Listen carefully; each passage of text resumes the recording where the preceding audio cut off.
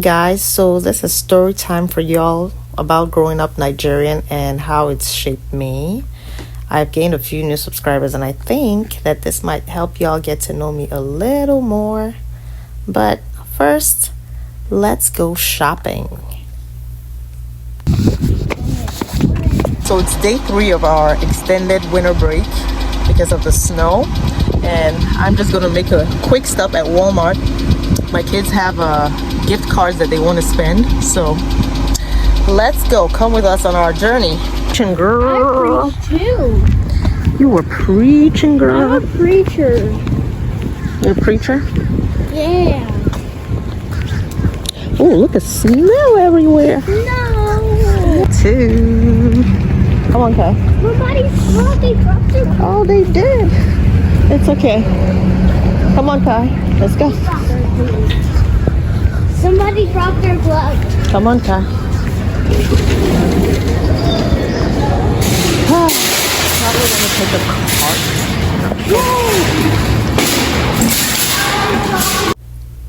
When I first moved to America, people would often say things to me like, "You're so respectful, you're so easy to get along with, yada, yada, yada."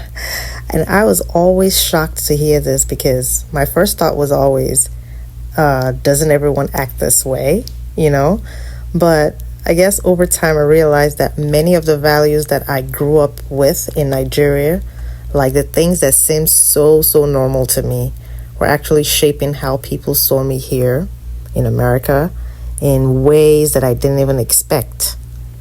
Look, those cricket watches we have. Not exactly, but somewhat like it. I saw it.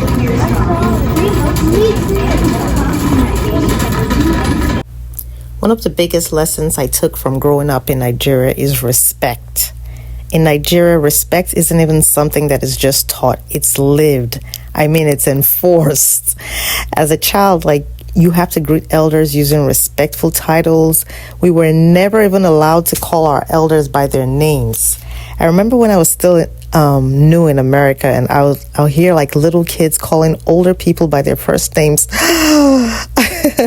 I'll hear things like "Hi Jen" or "Hello Ken" to someone that will be twice their age. How is that even possible, Growing up, we were reminded to greet elders properly, using respectful titles like saying "Good morning, sir" or "Good afternoon, ma."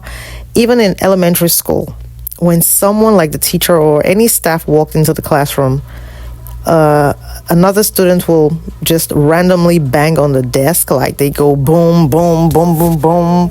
And this was a way to alert other students that someone had walked in the classroom, and we'll all rise and say "Good morning, sir," or "Good afternoon, ma," depending on if it was a man or a woman. And these weren't just polite words, they were essential to living in Nigeria. You look to know if you find anything. Do you want to get down? Yeah.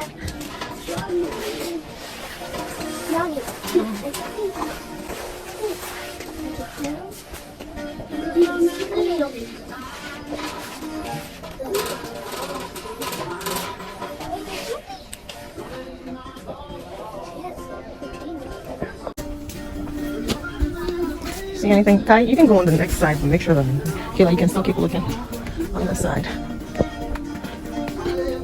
Found anything? Again, it wasn't just about showing respect to others. It was also always about self-respect. At home, we weren't even allowed to dress any way that we pleased or just speak out of turn, whatever. My parents always said, carry yourself with dignity, because how you see yourself is how others will see you, or something to that effect. It wasn't said exactly like that, but for most Nigerian families, it's always about looking good in the eyes of the community. It's a thing of pride when you raise good children, and so families make sure that they instill these values so that children don't bring what's it called, how do you say, quote unquote shame to the family. And so I guess that sense of pride and self-awareness has just, stuck with me for the longest. Not really. Are these peanuts? No. I really used to stitch a Viva. Oh, are these squishmallows? Kai, come here. Kai, come here. I think I found a squishmallow. Kai, for you. I don't think that's it though. But Kai? I don't think that's it. Is that it? No. I think. When I moved to the US, I didn't realize how much these values would, set me apart. For example, like in social situations, I've always instinctively listened more than I talked. I mean, that could be in part due to my introverted nature, as people say I am. But that's something that I picked up in Nigeria. Respecting others enough to hear their perspective before sharing mine. And I guess people here seem to appreciate that and think that it makes me more approachable, I think.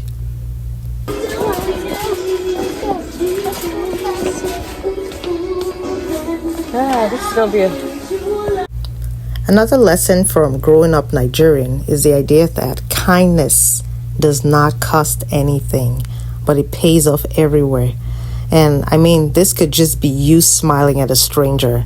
I feel like it's so weird for me these days, like here, now that I've been here for a while, to just comfortably smile at strangers because of the stranger danger type feeling. I don't know. But things like smiling at someone or helping a neighbor out, it's just something that I do, something that I cannot stop doing. And I guess that mindset has made it easy for me to connect with people. Because even in my workplace, I've had people say things like, there's something so warm about you. And honestly, that warmth, I think, comes from the community that I grew up in, where we were taught to value people, not just necessarily for what they could do for us, but for who they are. So I feel like every time that we show up as our authentic selves, it just makes it easier for people to connect with us.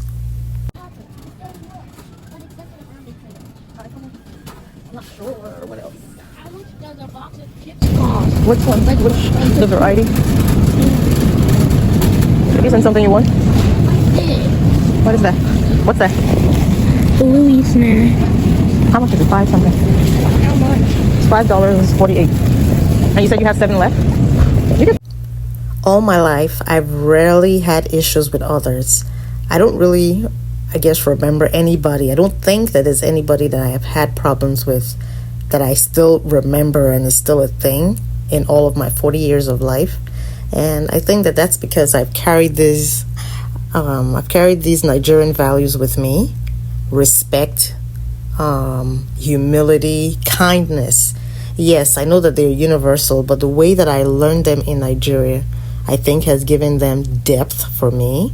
And they're not just things that I do. For the most part, I don't even think about it. It's just part of who I am. It's like second nature.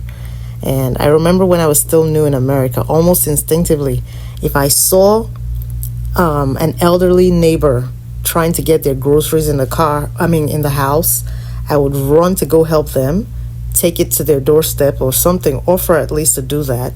And most times they'll decline and others will look at me surprised, but I'll still offer anyway, because growing up, we couldn't see our parents or our aunties, uncles, or even our guests carrying stuff and not go get it from them. It was just the way that, we welcomed people and showed respect for people.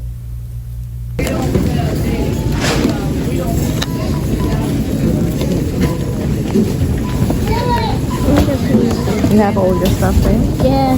Go forward. You're the one paying. You're paying, so check over here and see what it comes up to. 23, 21. 23. Give her the card. Put yours in. It's okay. I'll cover that. Did you give her the card? Okay. I just want to take some of your Even in America, where the cultures can feel so different, I feel like those values I've taken with me have helped bridge gaps. And people will say things like they feel seen, they feel respected and understood when they're around me. And I don't take that for granted. I'm deeply, deeply grateful for that. You know, for me, it's a blessing to be someone's safe space. So I'm just very, very grateful that I have the opportunity to be that person for somebody. I think you're good. I don't know how much yours was. Was that 22 for hers? $22.75 For his? with his. Yes, okay.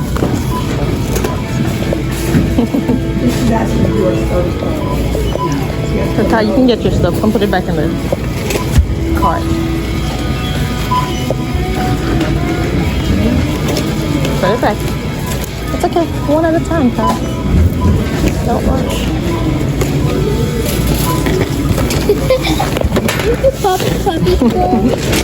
So we got to shop. The kids got to shop on their own today, and they're happy. And we're on our way back. But I still have to stop at Food Lion. I'm gonna stop at Food Lion because I did not get what I really wanted for the house. I just want some tomatoes, nothing serious. I want some tomatoes. I want some pasta.